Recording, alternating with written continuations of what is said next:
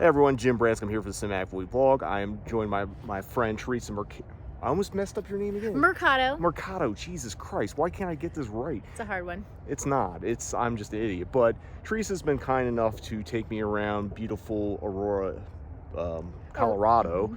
Well, I was gonna say Illinois, but that's Wayne's World, and we're nowhere near Wayne's World. We're actually talking about a better youth culture movie, which is Over the Edge. What state park are we at right now? We're at Cherry Creek State Park, the Cherry Creek Reservoir, and behind us is the Cherry Creek Dam. Ooh. So we're gonna walk over there and take a look and kind of match up some shots.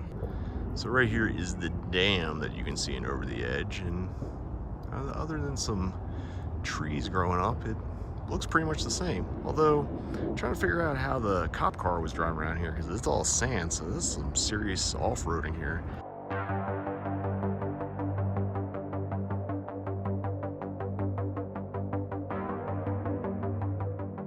So we're now across from where the dam is on the reservoir. You can see some ice on the water here because it's sort of chilly. I mean, it's not freezing yet, but I guess leftover frozen ice. Anyway, approximately somewhere around here, you can see Michael Kramer and Vincent Spano having their little conversation when Michael comes back with the gun, or Michael as Carl, I should say, comes back with the gun and pulls it on Vincent Spano. And they talk about Matt Dillon's character getting aced back at the dam. I should mention there is a gun range near here, so we've been hearing lots of shooting, which is weirdly fitting, I guess, for this movie. But right here is a peninsula. There's no trees or anything here, but there's all kinds of stuff. And again, I don't know how much of this has actually changed since the movie, but I think it's, you know, as they say, close enough for government work. There's a close-up of Carl, and you can see the dam kind of behind his head. And where I'm at now, the dam is actually hidden by these trees here. So again, probably not exact, but in the ballpark. So right here is the house that the Texan is staying in, that's trying to, you know, develop New Granada in Over the Edge. And right behind us at the head of the court is where Carl is hiding behind a trash can. And I'm gonna flip over and show you. So right at the corner here on Ursula, that's where Carl is hiding behind a trash can. You know, I guess they don't care about littering in this neighborhood anymore because they've gotten rid of the trash can since 1979. So right here is the exterior of Carl's house in Over the Edge. This took a little bit to find because all these houses are identical. We had to go by the house number, which is 10, so we finally found it. Not that you ever see it head on in the movie, but I figured I'd just go ahead and get this angle just to kind of see the layout of the house or condo. I think this is actually a condo. So this is approximation, but right where we're at, or where you're staring at, is where the New Granada sign was at the beginning of Over the Edge. And because we're here, I can point out some other things geographically. Kind of right about where this apartment complex is right now, that's where the set was for the rec center. It was an actual rec center, they had built it for the movie. And as they're leaving the rec center, they kind of cross the street, and they kind of go by some of these houses right here.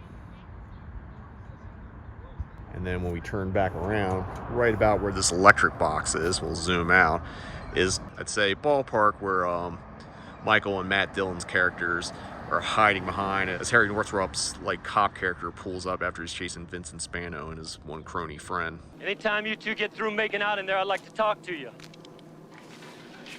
Go ahead.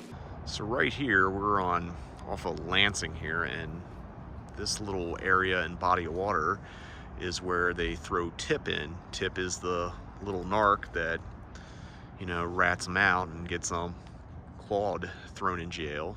It's where the infamous kid tells on another kid is a dead kid line is uttered, and where they pretend to shoot Tip, but no, they just toss him in the lake. And if you're wondering the tennis court where his mom's playing at, that is right back here.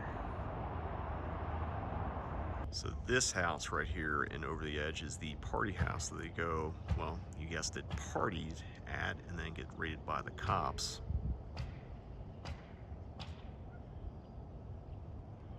So right here at this little corner and house is where Carl and Richie meet the girls after they've stolen the gun, and they decide to go party up and play with the gun.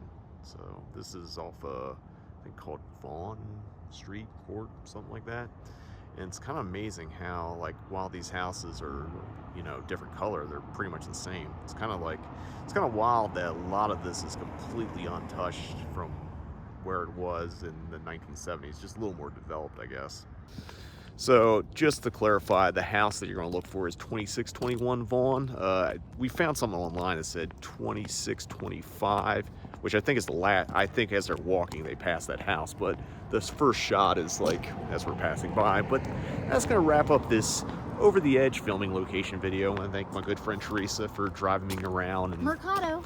yes, I let you say it, so I didn't fuck it up again. But it's been nice to kind of revisit filming locations to a movie from the 70s where a lot of the houses are the same, and I'm sure all the kids are not all right still.